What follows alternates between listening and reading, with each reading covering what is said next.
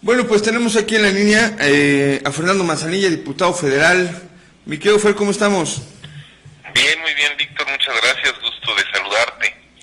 Oye, Fer, se están dando varios temas ahorita con este tema de la emergencia sanitaria, que la gente se pregunta, primero que nada, si se está llevando un verdadero registro de lo que está pasando en México, pero sobre todo, ¿qué tanto nos va a afectar? Me parece que eso es lo que a la gente le termina preocupando más. ¿Qué tanto nos va a afectar en la vida diaria esta emergencia sanitaria? Dábamos la introducción de que la OMS efectivamente recomienda el consumo de alcohol, y sale en el norte esta reglamentación de la ley seca.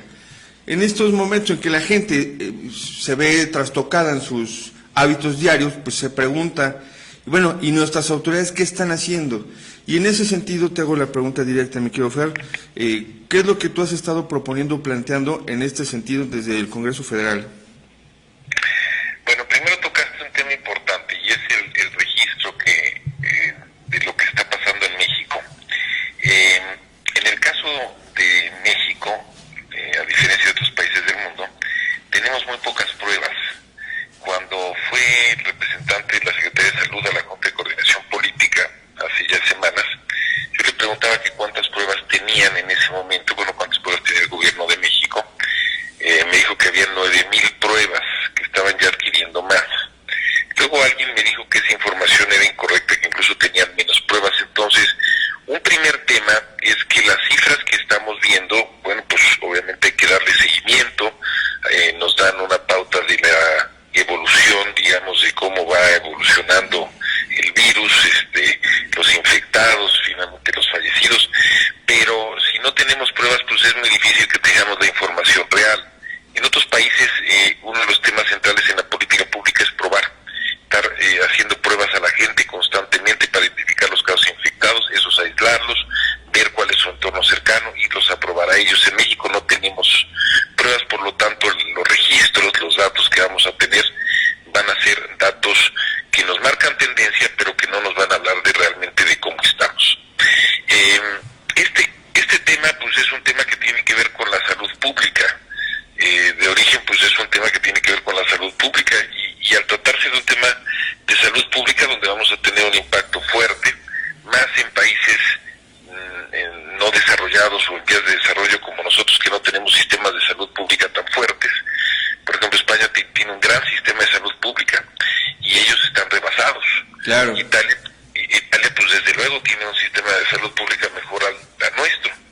Entonces, el problema de salud pública es serio y va a ser mucho más serio porque los casos van a superar por mucho al sistema de salud pública. Hoy ya escuchas, mis compañeros diputados me comentan en sus distritos y demás, pues comentarios de la gente que está en el sector salud donde se quejan que no tienen los instrumentos, los elementos, las mascarillas, las protecciones, todo eso no lo tienen, ¿no? Sí. Entonces, si están sufriendo en otros sistemas de salud en el mundo, pues imagínate tú en el nuestro, pues claro que esto va a ser grave y bastante grave en materia de salud pública. La otra cosa es qué implica, cuáles son las consecuencias de eso en otros ámbitos y fundamentalmente pues en un ámbito que es el ámbito económico, porque ¿qué es lo que están planteando? ¿Qué es lo que se plantea para corregir o para enfrentar el problema de salud pública? Se plantea, por un lado, el tema de pruebas, que no lo estamos haciendo porque no tenemos suficientes pruebas, y por otro, el tema de distanciamiento social, que es algo que sí estamos haciendo. Distanciamiento social pues implica que ahora sí que cada quien en su casa, ¿no? Que nos mantengamos pues en nuestras casas, que salgamos lo menos posible, que tengamos el menor número de interacciones, que si salimos sea solo para lo indispensable. Y eso pues lo que va generando es lo que ya estamos viendo ahorita, que la economía se va paralizando. Es decir, si hacemos lo correcto para la salud pública, vamos a afectar la economía. Y eso es lo que está sucediendo ya en México, es lo que está sucediendo en muchas otras partes del mundo. Entonces, vamos a generar una situación de un parón económico, de una recesión económica, de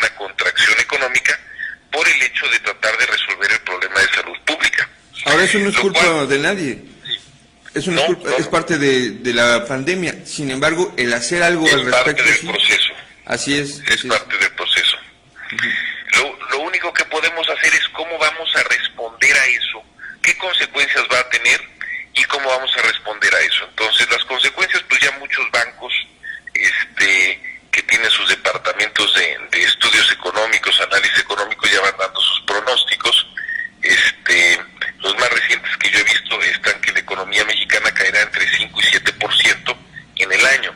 Sí. Esto pudiera ser incluso más amplio si la crisis es más larga. Entonces vamos a tener una crisis económica, eso es un hecho. Ya empezó esa crisis económica. El tema es qué podemos hacer o qué debe hacer el gobierno. Y los gobiernos, cuando tienen una situación de estas, México, por ejemplo, pues ya estaba en crisis económica, ¿no? Tú recordarás, yo recordaré distintas. Pensemos la del 94. Sí. Los gobiernos tienen que presentar un plan de acción de cómo van a enfrentar esa crisis económica. Eso es un poco lo que yo espero que el presidente López Obrador, que entiendo que el día domingo va a hacer algunos planteamientos, vaya a presentar su plan. ¿Cuál es el plan, digamos, para el Estado mexicano, para el gobierno federal? Y de ahí también habrá planes que desarrollen los gobiernos estatales.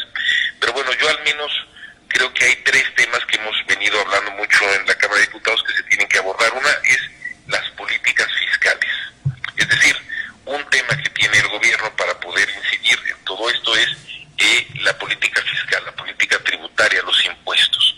Y el gobierno federal pues cobra impuestos, puede cobrar menos impuestos, puede dejar de cobrar impuestos a muchos sectores estratégicos, por ejemplo a las MIPYMES, a las micro, pequeñas y medianas empresas. Puede dejar de cobrar, por ejemplo, el impuesto sobre la renta a gente que gane, digamos, a partir de un cierto salario para abajo. Puede hacer una serie de temas en materia fiscal que nosotros hemos estado promoviendo y alentando. Pero no solo el gobierno federal puede hacer eso, los gobiernos de los estados también tienen algunos instrumentos, particularmente el impuesto sobre nómina. Los gobiernos de los estados pueden recortar el impuesto sobre nómina, en el caso actual, por ejemplo, es del 3%, ahora pueden recortar a 2.5, a 2. Incluso lo pueden recortar estratégicamente, pueden decir, vamos a recortar el impuesto sobre nómina a la mitad a las MIPYMES, a las micro, pequeñas y medianas empresas, para que puedan tener mejores condiciones para seguir adelante, pensemos, porque el impuesto sobre nómina además tiene que ver con lo que le pagan a los trabajadores. Claro. Es decir, es una forma de alentar que mantengas a tu planta laboral.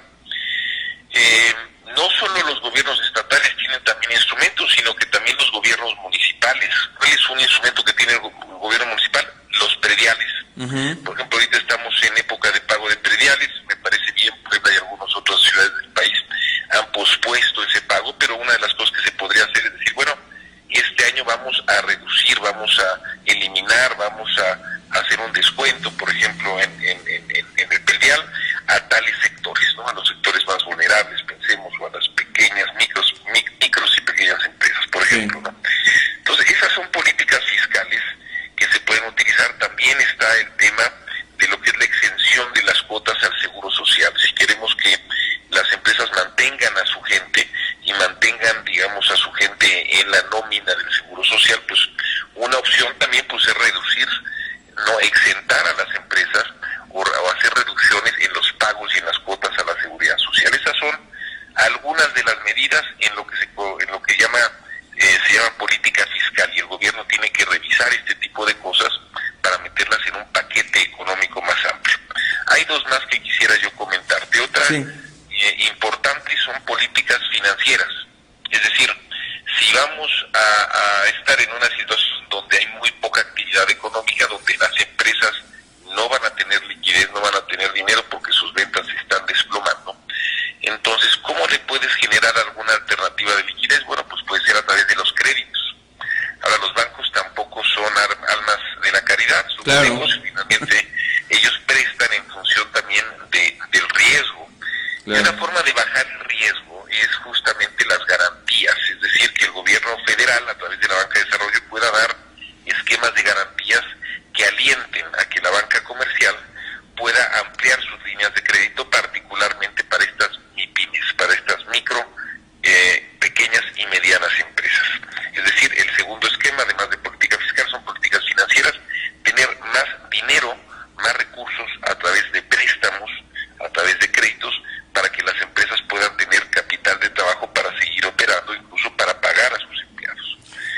Y el tercer tema, Sí. el tercer tema, termino con este, que creo que es importante, es las políticas de seguridad social. Vamos a tener, Víctor, mucha gente que va a perder su empleo, hay mucha gente perdiendo ya su empleo formal, y hay mucha más gente que lo perderá. Pero también tenemos a pues más o menos un 60% de la población económicamente activa que vive en la informalidad. Estamos hablando pues de la gente que está en el comercio ambulante, estamos hablando de la gente que está en las calles vendiendo, estamos hablando de la gente que se pone a lo mejor en una pequeña esquina con su puesto para vender comida, estamos hablando incluso de las pequeñas misceláneas, de la tienda de la esquina, digamos, que vende que es una papelería, en fin, de todo lo que se llama el comercio informal. Eso es enorme, y esa gente, al verse reducida la actividad económica, pues deja de generar ingresos. El tema con ellos también pues es que viven al día. Si no generan ingresos hoy, no comen el día de mañana.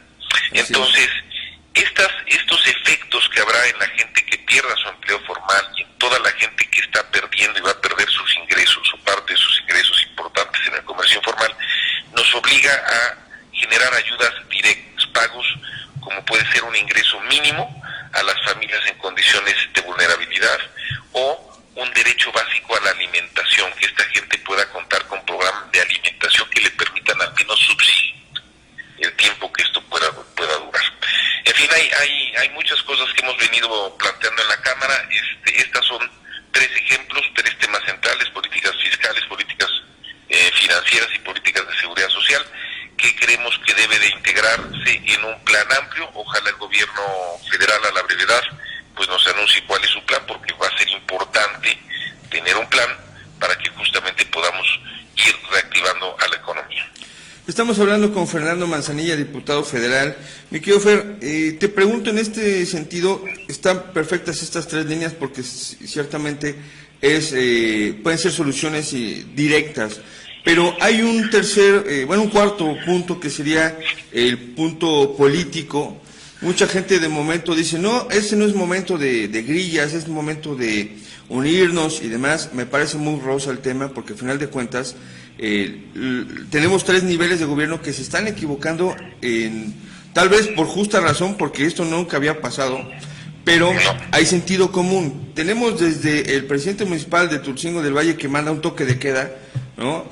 Por sus pistolas y las pistolas de su cabildo también. Tenemos un gobernador de Puebla que se niega a cerrar un tianguis donde se reúnen 80,000 personas y que también sale a decir que no, que todo el mundo tiene insumos en todos lados.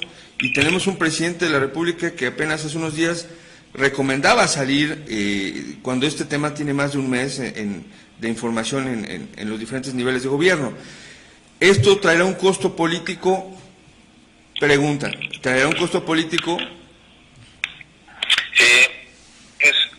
Mira, en los momentos de grandes crisis son momentos donde pues la gente va a estar muy pendiente y son como momentos de guerra.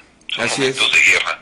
Entonces, pues en los momentos de guerra, en las guerras, surgen a veces grandes liderazgos y también se sepultan otros liderazgos, ¿no? Se ponen a prueba. Se ponen a prueba, todo el mundo queda a prueba, son momentos muy complicados, son momentos muy difíciles, y en función de las reacciones y demás, pues la gente después podrá premiar o penalizar, en dado caso en función de las acciones y de las actitudes. Sí son momentos donde la población está cada vez más pendiente, porque son momentos álgidos para todos, sí, donde las acciones de los gobernantes siempre tienen un impacto en el pueblo, en la gente, en sus ciudadanos, pero todavía más en estas situaciones, porque son situaciones inéditas. De nuevo, imagínate, pues como en una guerra, una buena decisión, una mala decisión puede acabar, digamos, con un pueblo, o puede, digamos, mantener vigente a un pueblo. Entonces, yo creo que estamos en esa situación, y yo creo que la gente estará muy pendiente, y sin lugar a duda, no solo en México, o sea, en el mundo, los gobernantes que puedan, digamos, reaccionar de manera adecuada y ejemplar, creo que crecerán mucho en su fortaleza. Los que no, verán mermada seriamente también su credibilidad. Cuando hablabas ahorita, por ejemplo, de los tres órdenes de gobierno, del municipal, estatal y del federal, pues ahí hay un poco condiciones distintas, ¿no? En Tulcingo del Valle, pues se les ocurrió que era una buena idea eso, pues claramente eso no tiene ni pies ni cabeza. A mí incluso un agente del alcalde me buscó hace unos días justamente cuando estaba eso, y pues yo creo que fue un tema de desconocimiento y de ignorancia, ¿no? Sí, o sea, totalmente. No tenían idea. A mí incluso me preguntaron, oiga, estamos haciendo esto se puede hacer, no, eso no se puede hacer, entonces no tienen posibilidad de hacer eso solamente, ni siquiera lo puede hacer el presidente de la República, lo puede hacer el presidente de la República con permiso del Congreso, de la Cámara de Diputados y del Senado. Y en los otros casos, yo lo que veo, lo que comentas del Tianguis de San Martín, lo que comentas del presidente López Obrador, yo lo que veo, hemos tenido la fortuna de ir viendo la experiencia de otros países antes de nosotros, y creo que eso nos debe de dar lecciones de cosas que han funcionado y cosas que no han funcionado. Lo que no hemos visto es que este virus llegue a países en nuestras condiciones, y entonces en nuestras condiciones tenemos una enorme cantidad de población, que es esta población económicamente activa, que está en la informalidad y que vive en muchos casos al día. Esa es la razón, yo creo, por la cual el presidente, pues podremos decir que pospuso mucho esta solicitud de que se quedaran en casa, e incluso ahora que la hace, no la hace solicitándonos al Congreso la autorización para acabar con las garantías individuales y los derechos fundamentales para obligar a la gente que se quede en casa, como pensemos en España, ¿no? Donde no pueden salir, o sea, ahí están, digamos, en su casa, y si salen son multas enormes, o sea, les están coartando el derecho de libre tránsito. En México, los gobernantes, yo veo al presidente, no lo ha querido hacer porque imagínate que tú encierras a toda esta gente que vive al día, ¿qué va a pasar? Pues vamos a tener una crisis peor. Claro, no es viable. Ahora sí que prácticamente una revolución. Yo creo que por esa razón el asunto de la postura del presidente, por esa razón el asunto de esta postura que comentas del gobernador en el caso del Tianguis, pero lo que sí es un hecho es que mientras menos cuidadosos seamos, y de por sí no somos un pueblo cuidadoso, eso hay que aceptarlo, ni disciplinado, entonces mientras menos cuidadoso, peores van a ser las consecuencias en materia de salud pública, y más van a ser los contagios, y más van a ser la crisis que vamos a vivir en materia de salud pública, ¿no? Muy bien, Fernando, un último mensaje para todos los poblanos que te escuchan, que saben de tu liderazgo, que te aprecian. Digamos que este es un planteamiento más en lo personal, más allá del diputado. Todos los poblanos que te ven a ti como efectivamente una opción de liderazgo político, ¿qué decirles en estos momentos de crisis? Aquí se habla mucho de las personas, oye, fulanito ya se enfermó, sutanito, ya sabes cómo somos los poblanos, ¿no? En cuanto a lo familiar, ¿no? Oye, los Pérez, los Hernández, ¿qué pasó? De momento ha ocurrido un pánico a partir del lunes, y te lo digo porque lo llevo esto de manera muy puntual. A quienes hemos señalado lo que está pasando ya nos están tachando de alarmistas, ¿no? De amarillistas, no, pero de alarmistas sí. ¿Qué decirle a los poblanos para que tengan un poquito de calma desde tu óptica? Mira, es una situación muy seria, y va a ser una situación muy seria, ¿no? Eso no lo vamos a poder evitar. Mi impresión es que no va a ser un tema de un mes, esto va a ser un tema de varios meses. Sí. Mi impresión es que el sistema de salud pública se va a ver completamente rebasado, y que vamos a tener historias de terror, literalmente historias de terror que van a estar difundiéndose por vía hoy en día ya de las redes sociales. Creo que va a haber muchos contagiados, creo que va a haber muchos muertos, y creo que va a tocar a muchas personas y a muchas familias. De eso no nos vamos a poder escapar. Cuando uno no puede cambiar la situación, ¿no? Cuando estamos ante una situación como esta y uno no la puede transformar, uno no la puede cambiar, pues lo único que podemos hacer es cambiarnos a nosotros mismos y transformarnos a nosotros mismos. ¿Qué es lo que podemos hacer? Pues dentro de nuestras posibilidades tenemos que tratar de estar en casa, tenemos que tratar de que la familia pueda estar en casa, tenemos que tomar medidas de austeridad importantes. O sea, si este es un tema que dura mucho tiempo, pues hay que recortar absolutamente todo tipo de gastos, hay que ser muy prudentes, hay que vivir, con los temas absolutamente esenciales. Hay que cuidar ante todo nuestra salud, y también hay que cuidar mucho nuestra paz mental. Vamos a ver historias de terror a nuestro alrededor, van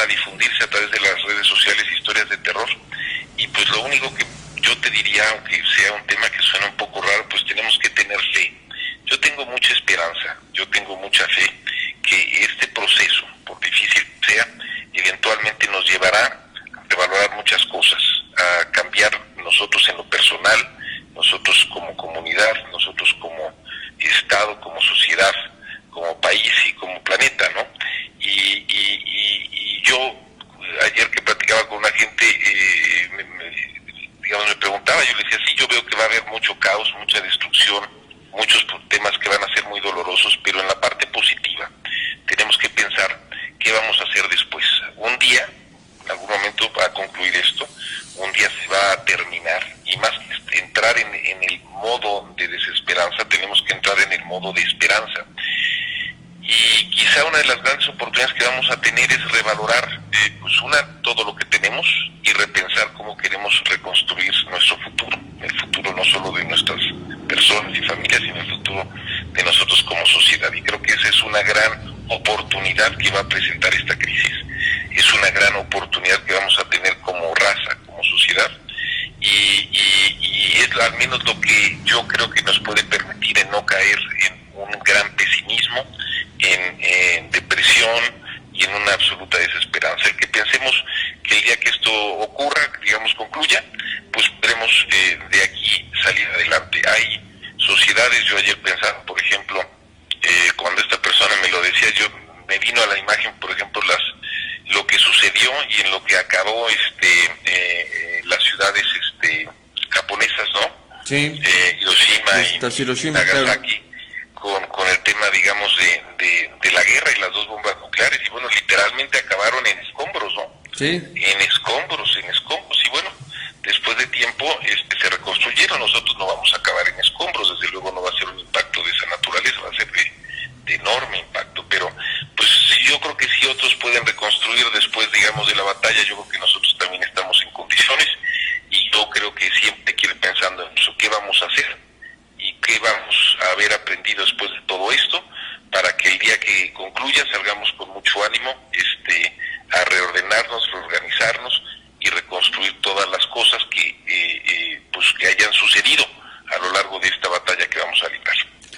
Fer, muchísimas gracias por este tiempo, y le explicamos al público que teníamos programado desde hace tiempo una entrevista persona a persona, luego una entrevista en estudio, y pues las condiciones precisamente sanitarias nos llevó a hacer la vía telefónica, pero te agradezco la actitud positiva en este sentido. Sí, y en cuanto estemos ya en mejores condiciones de esto, yo estaré por ahí, y en cualquier otro momento también, mientras vayamos viendo toda esta contingencia, con gusto también podemos platicar por esta vía.